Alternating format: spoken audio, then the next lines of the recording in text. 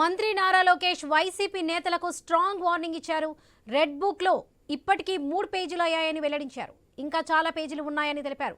ఎవరికి ఎప్పుడు ముహూర్తం పెట్టాలో తనకు తెలుసని హెచ్చరించారు లోకేష్. రాజమండ్రిలో పార్టీ కార్యకర్తల సమావేశంలో లోకేష్ చేసిన వ్యాఖ్యలు సంచలనం రేపుతున్నాయి. మాజీ సీఎం జగన్ తమను అరెస్ట్ చేయిస్తానని అనడంపై లోకేష్ మండిపడ్డారు. చంద్రబాబును అరెస్ట్ చేసి ఏం చేయగలిగారని ప్రశ్నించారు. చట్టాలను ఉల్లంఘించిన వారిని ఎవరిని కూడా వదిలిపెట్టే ప్రసక్తే లేదని లోకేష్ స్పష్టం చేశారు.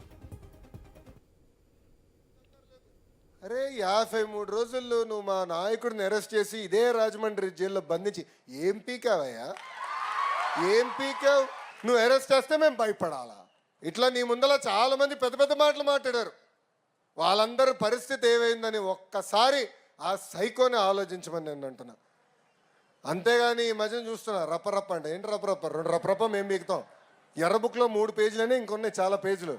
ఎవరికి ఎప్పుడు ముహూర్తం పెట్టాలో నాకు తెలుసురా భయ్. ఎగిరెగిరి వస్తున్నారు. ఏం కంగారు లేదు. చట్టాన్ని కానీ మీరు ఉల్లంఘిస్తే నేను ఎవరిని వదిలిపెట్టాను. ఈ కూటమి ప్రభుత్వం వదిలిపెట్టాను. That is the power of red book.